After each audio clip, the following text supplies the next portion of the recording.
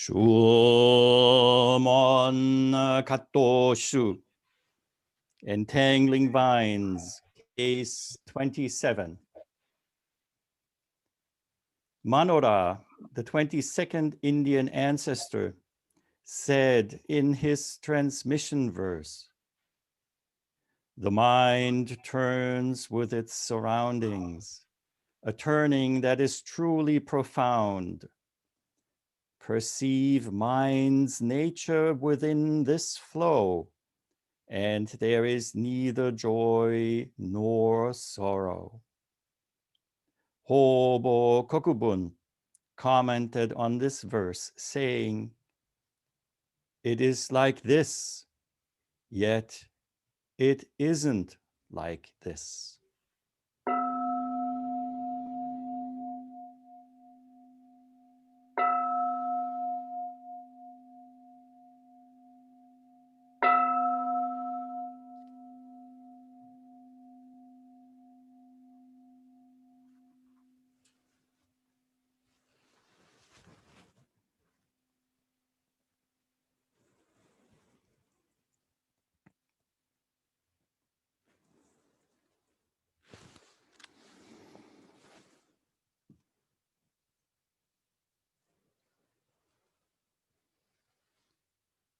Here is the cup that gives you the freedom to move about.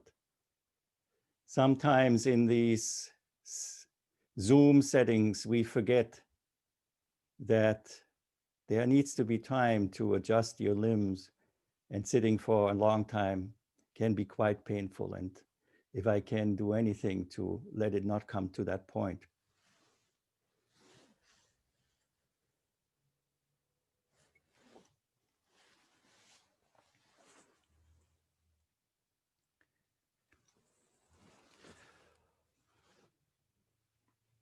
Here we are together in this harvest session.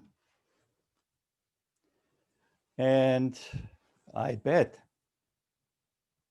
that our overall collective spirits are quite different than they were 2 weeks ago.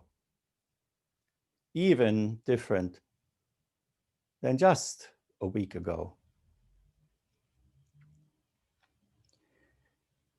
2020 will probably go into our personal Zen history as a Keisaku year that gave us some pretty good whacks. But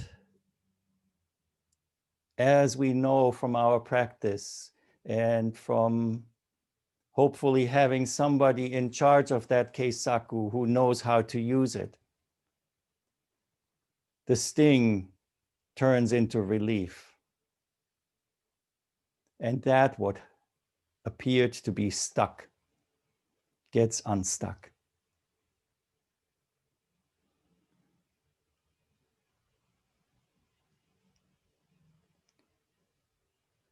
We might have found ourselves in the mindset that we have very little influence on what is happening. It is out of our control. Feeling that way, powerless, we stew, trying to do something about it. But if you look back at what has happened since just the beginning of this pandemic, we have seen action and people in the streets. At first, truly upset with what is truly upsetting. And at last, truly elated by what happened after.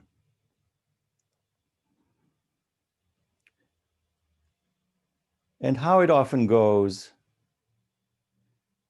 the koans that appear at this time fit very well into what is happening. And if not, then it would be my job to make it fit. This is the great secret. That is no secret. Whatever life presents to us, there is really no, let's see if we can find a good word for it. There's really no way to not just face it. Here it is, right in front of us. And what our practice teaches us is that it is not us trying to control what is being presented to us, what appears. It's not even being presented. There's nothing passive about it. What unfolds right here and now in front of us, in us, we unfold.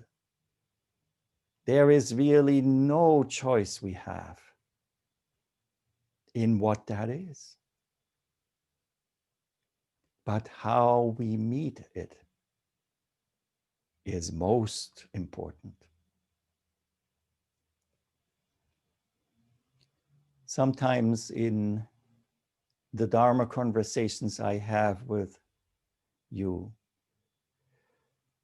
I get to the point to say, this world of the human beings, this world of the human mind is in essence a broken world. And of course, when we think broken, we think it is not good. But it is the broken world of differentiation.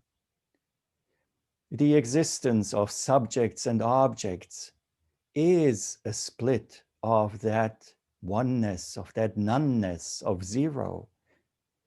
It's a split that makes distance appear. And that distance is what we live in.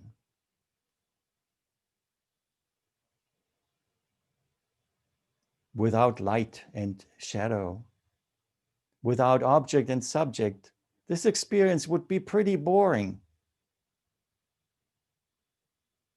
You can imagine it as either eternal bliss or eternal damnation.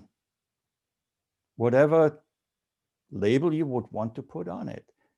Maybe none would stick, and there's nobody to stick any label.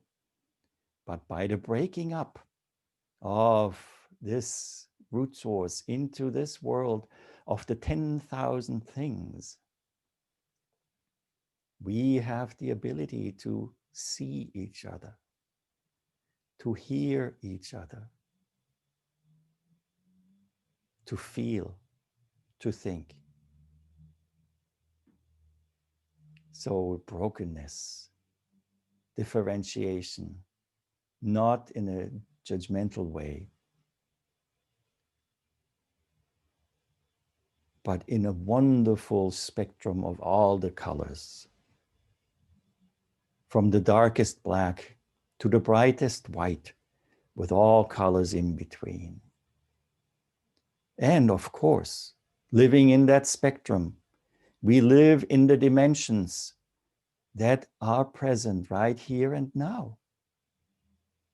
By liking red, by affirming this, since there is a that is not affirmed, we leave out.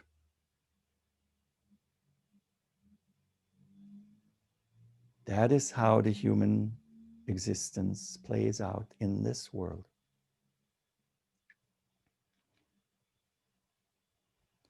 One word,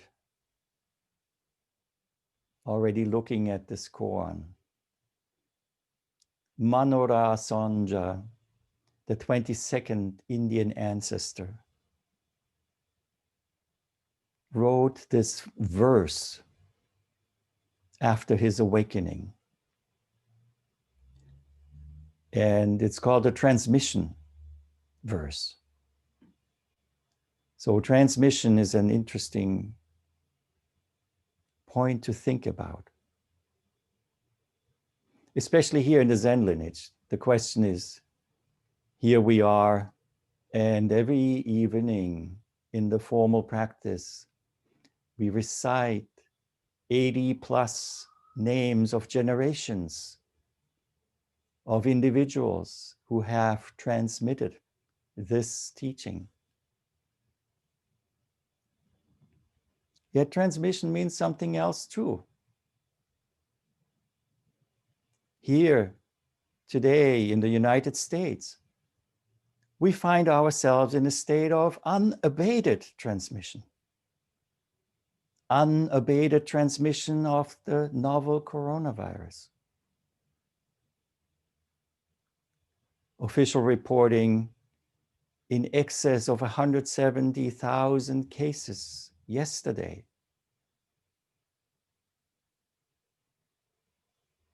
Unabated means there's nothing that is being done to stop it.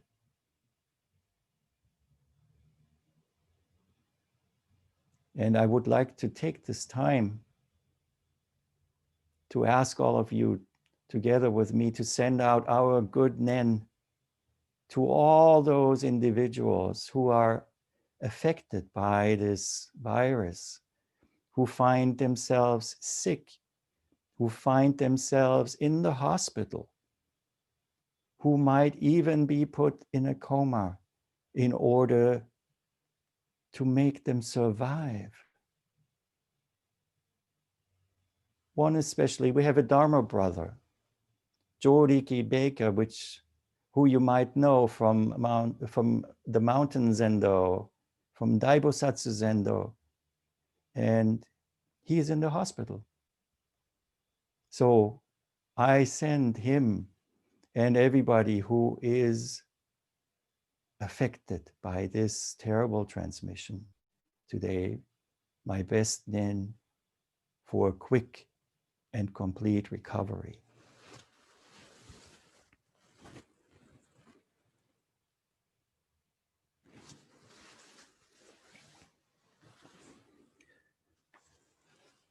So, Manura Sonja, the 22nd ancestor in India. He succeeded his teacher, Vasubandhu, who we know in our Japanese pronunciation as Bashubandhu Sonja.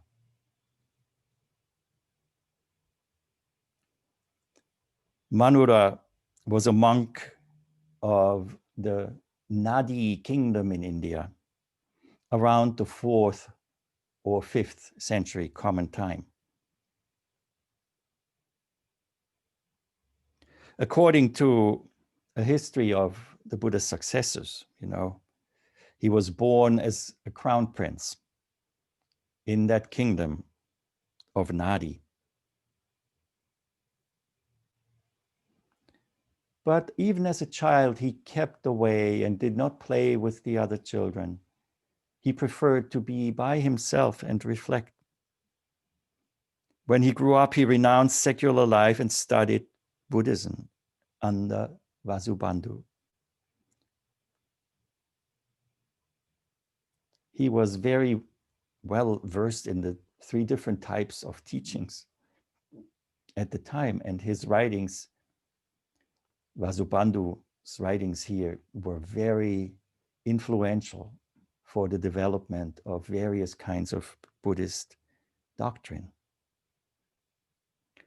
So learning from such a teacher, Manura also was very well educated.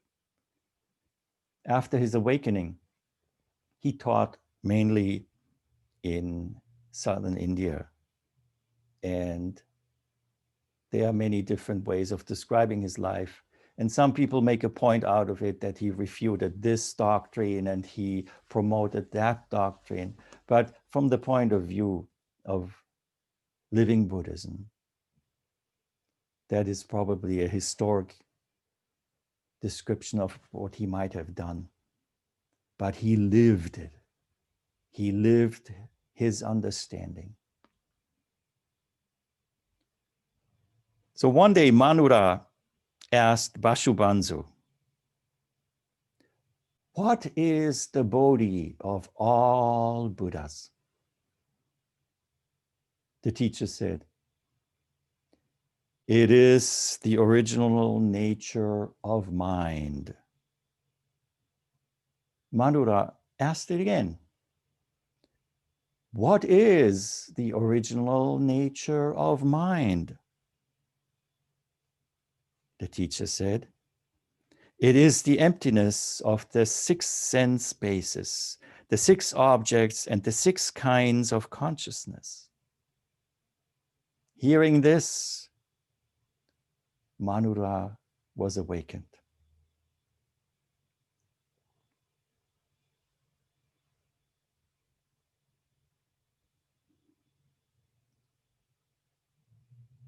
It seems so easy.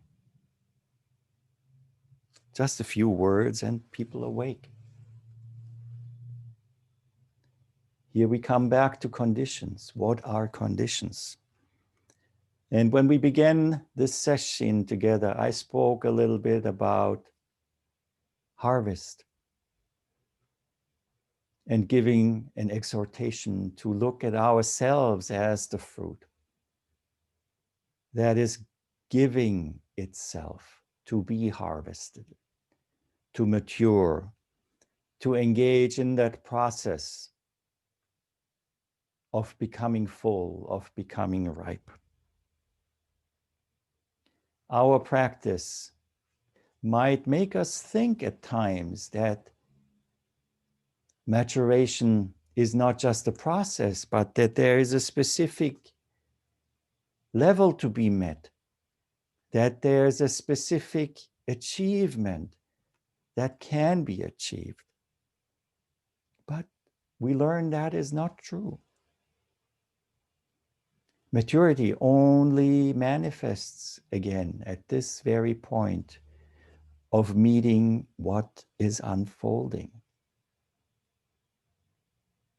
Conditions are unfolding. The law, the Dharma of causation, of cause and effect. If we look at ourselves from the point of view of the material, this is genetic material that unfolds. It is conditions that appear manifest in a physical sense. It's a very important teaching. Conditions manifest in a physical sense is our body. Not only our body, but that what we call the surroundings, the 10,000 things. Conditions as manifest in genetic code. Conditions as manifest in crystalline structure. In chains of atoms, of molecules.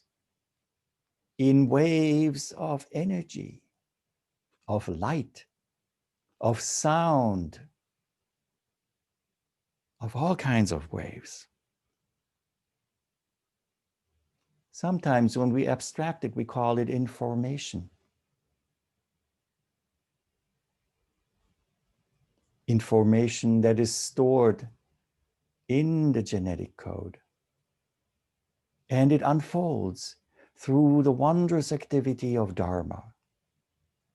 Just the information is not it. In this world, it unfolds. It is really a wonderful teaching to become aware of it. And reminding myself of what my ordination teacher, Joshu Roshi, always used to say about this activity of Dharma is Ishi Yokyu Nashi. It works without will and desire. the genetic material that unfolded as you, unfolded without will and desire. Even though our mind might have an idea of will and desire. The genetic material of the novel coronavirus unfolds without will and desire. And now we can see how important relationship is. When that novel coronavirus makes relationship with that genetic material that unfolded as a human being, we call it sickness. When the contributions of a human male and a human female come together and create another human being, it is conditions unfolding without will and desire. So this is the context where we find ourselves. We see the manifestations of the activity of Dharma in the minutest movements of particles that we theorize about in quantum physics. We see it in the mountains that we climb, the mountains that have risen over millions of years. And if we go even further out, planets, galaxies, universes, conditions unfolding through the activity of Dharma. So in this context, we have Manura Sangha sharing with us the understanding of awakening. The mind turns with its surroundings. A turning that is truly profound. Truly profound translates also sometimes as dark, silent, mysterious, not obvious. What it also means is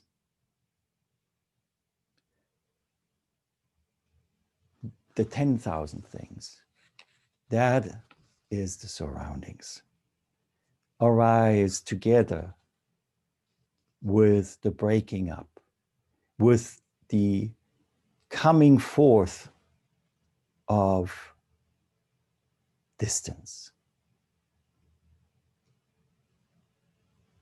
Our mind breaks forth with the separation of subject and object.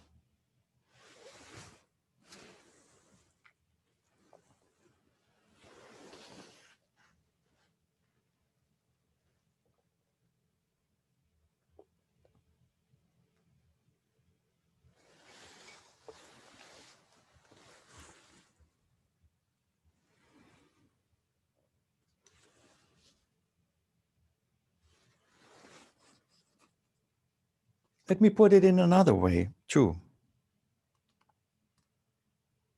The heart follows the 10,000 things and is able to transform itself in any place.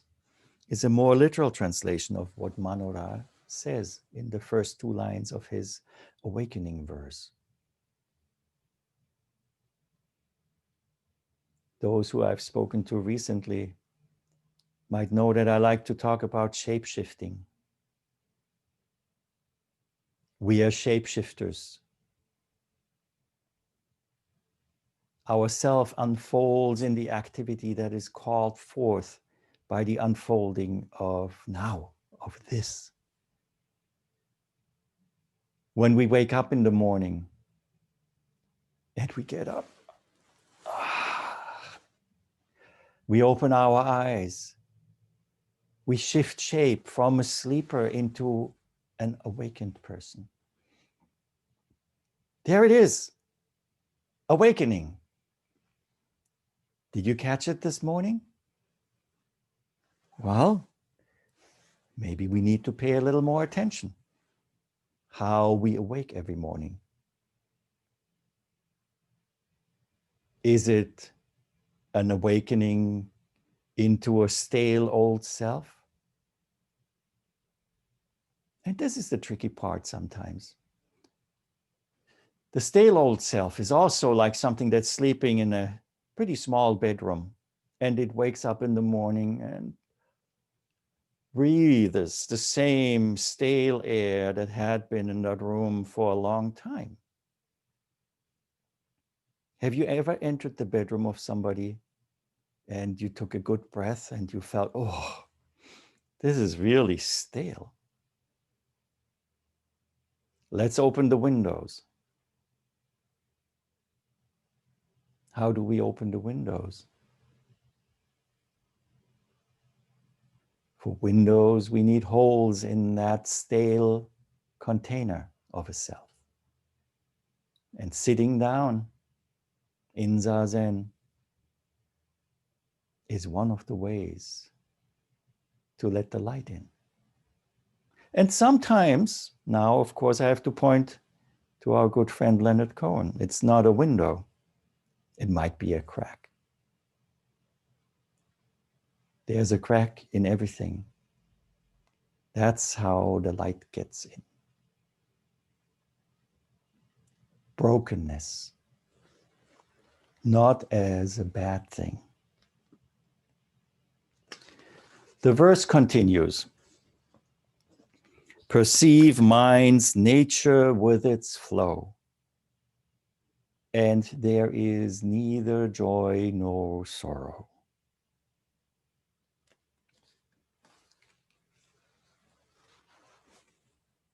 Flow, as expressed in the shape-shifting metaphor. Non-attachment. Some things at times have to be said about it to make it clear what this person understands with non-attachment, what it means, what attachment means, and how I see it in this context. Attachment sometimes is also, like brokenness, inherently seen as something that is negative. In my experience, in the way it illuminates to me, is that attachment is nothing else than making relationship. See, when I want to pick this fan up, I have to make the relationship that brings me and the fan together. So in order to lift it up, I have to attach to it. So I have to grasp. I have to initiate the relationship, receive the fan. And then we'll use it. And then when it's time to let go, we put it down. However, here's what attachment is. If I grasp onto something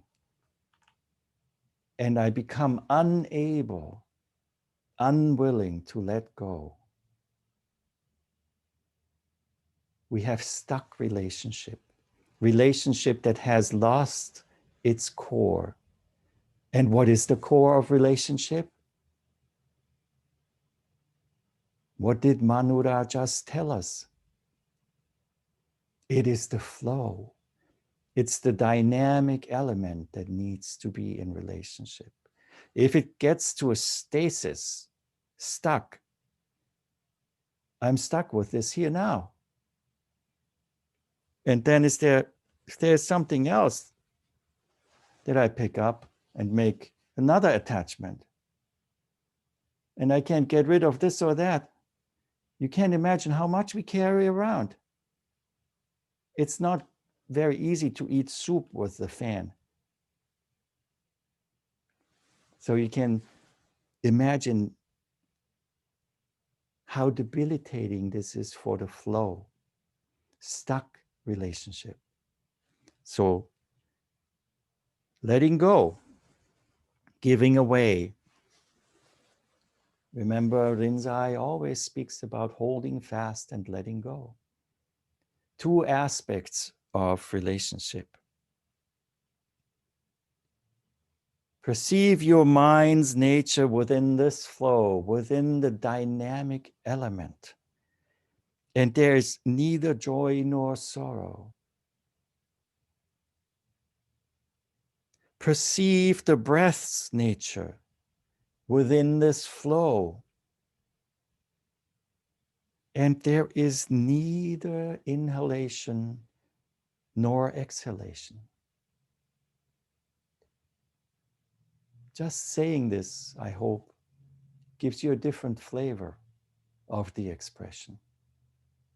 Because even though in our breath, inhalation and exhalation might occur from an objective point of view, it is neither this nor that. It is the very act of the activity of Dharma unfolding, also unabated, in this case, unabated by a willful existence of a fixated point of view.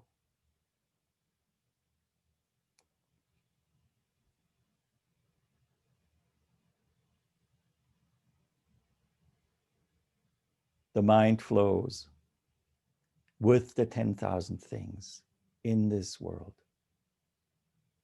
Mind means mind, heart. Kokoro, shin, the core of our existence. I'll read the whole thing once again. The mind turns with its surroundings, a turning that is truly profound. Perceive mind's nature within this flow, and there is neither joy nor sorrow.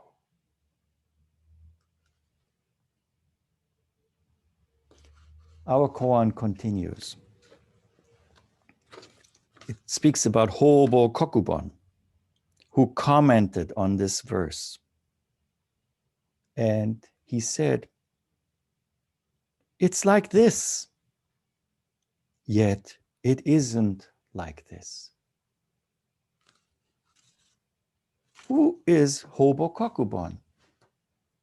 Let's see. Hobo Kokubun is one of the three names that were given to the same person. Kokubun is the common name that appears in all three versions of his name. Shinjo Kokubun, or Rokutan Kokubun, or Hobo Kokubun. It's all the same person. And he lived from 1025 until 1102. He appears in 4 cases in Entangling Vines, the Shumon Kattoshu. Of course, he lived in China, in the province that presently is called Henan. He was extremely bright as a child. And his father sent him away to study. First of all, because he was bright, but also because he had remarried, and apparently the child did not get along so well with his stepmother. Later, the boy went to Fuzhou, which is the modern Hubei province. And he began studying under a priest whose sermons he had heard of, and when he heard them in person, impressed him deeply.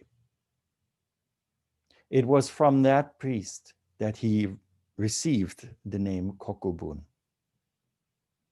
Kokubun, the kanji, the first kanji, koku, it means to overcome, to get beyond, to win, to gain victory.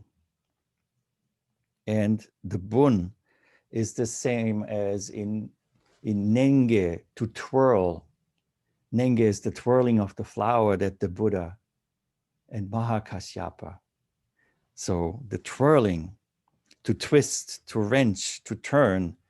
Even in modern Japanese, the character is used when you turn off the light switch.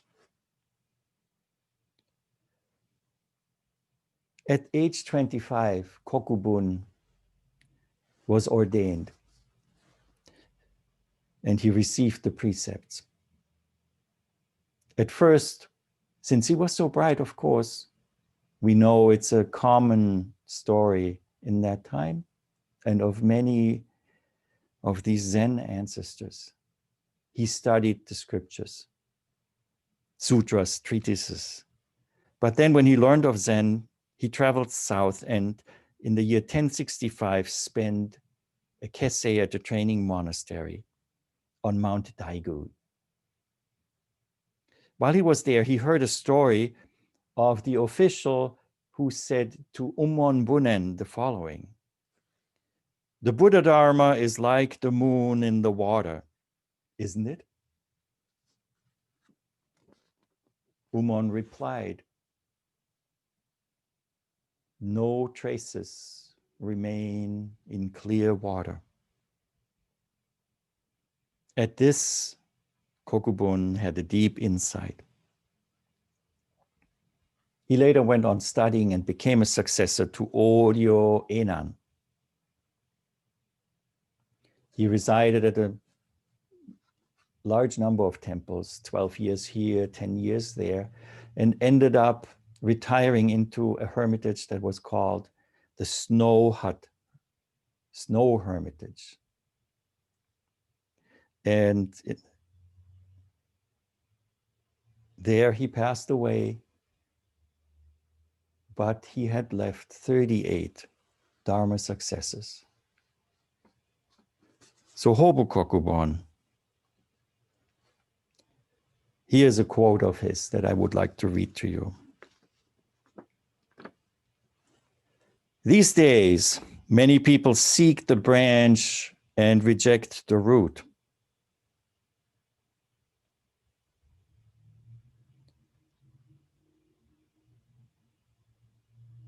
If not for Bodhidharma coming from the West, there'd be no Zen to be passed on. It was all for the sake of beings to individually realize their own self-nature, their own Buddha nature, for beings to personally bring forth the entire Buddha Dharma. Moreover, it was for the transformation of the universal spirit, whereby all beings are seen to be in themselves complete and perfect, and without the need to falsely seek anything outside of themselves."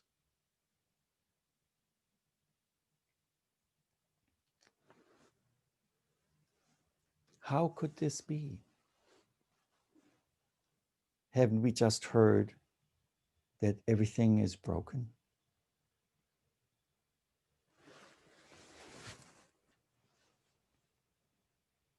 So what did he say, Hobo Kokubun? It is like this, yet it is not like this.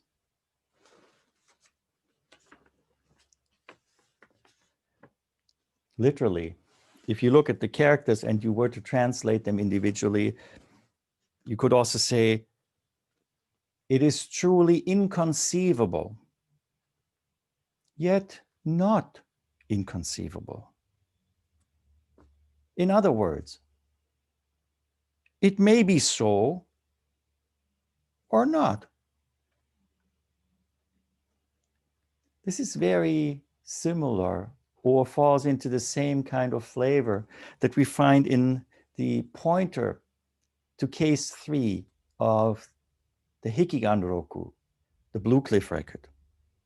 That is the koan that speaks about baso, not feeling well. It is called sun-phased Buddha, moon-phased Buddha. So the pointer reads partially like this. The great way manifests itself naturally. It is limited by no fixed rules. But I must tell you that there is an advanced theme that you will have to learn. It presides over heaven and earth. However, if you try to guess it, you will be confused. This can be right. And that also can be right. It is extremely delicate. This cannot be right. And that also cannot be right. An unapproachable cliff face. How could you manage but stumble about here and there?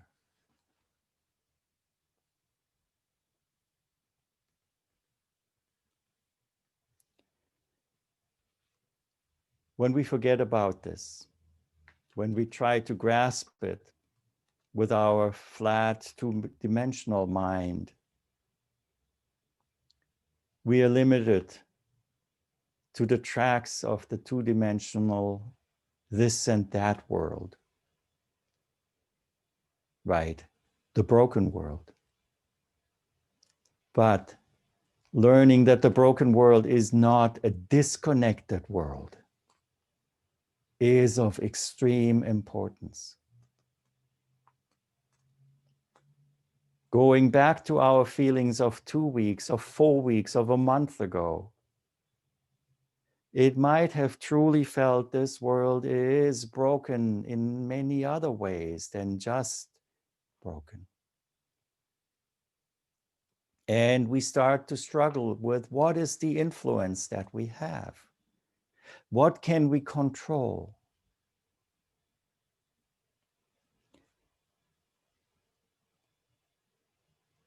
And if we can learn one thing, if we can gain one insight in this practice that is extremely pragmatic and that can help us with meeting what unfolds right now and here, then it has to do with what we can trust.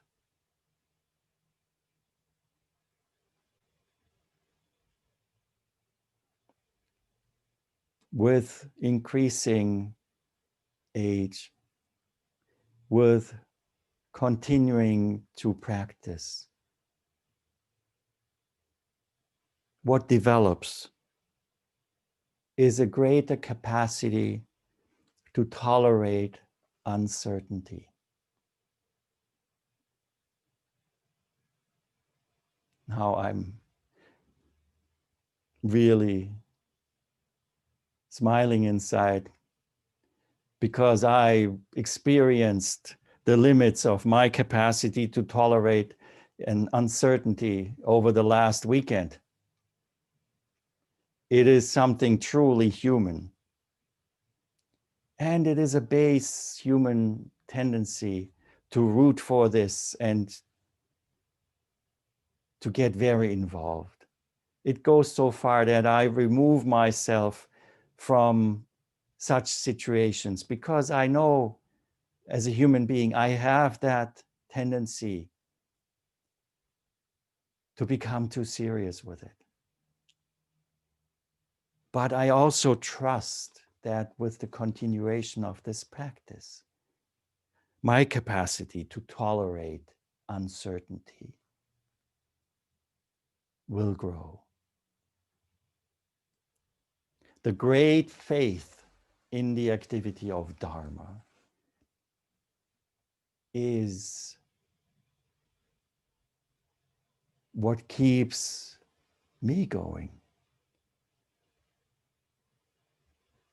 The capacity to tolerate uncertainty might sound abstract, But when you sit in your zazen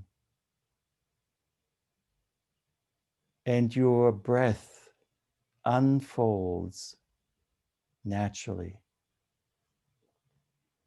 just as Manura Sanja said, when there is no joy, no sorrow, no inhalation, no exhalation,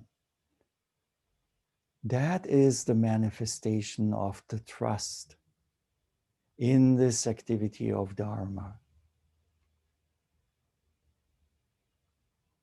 that will move on, that will change, that will shapeshift. And when we become as shapeshifters, as Manura Sanja, and we and our mind moves with that profound turning of the 10,000 things, wondrous life awaits us.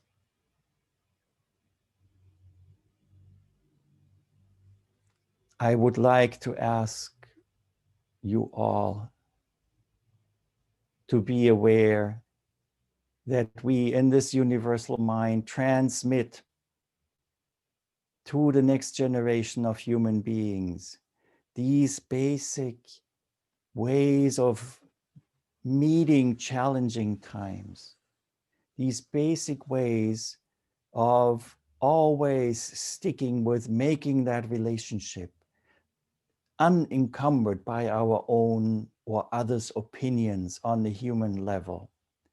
Because this is the basic canvas for wonderful new things to unfold, for having a fertile ground for us as fruit, giving new seed to future life and to further development of this society and of this world, of this human spirit.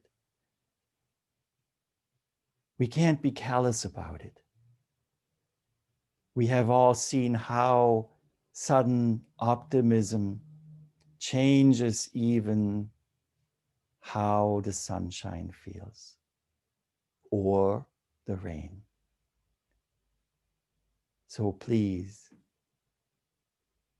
as fruits, spread yourselves out.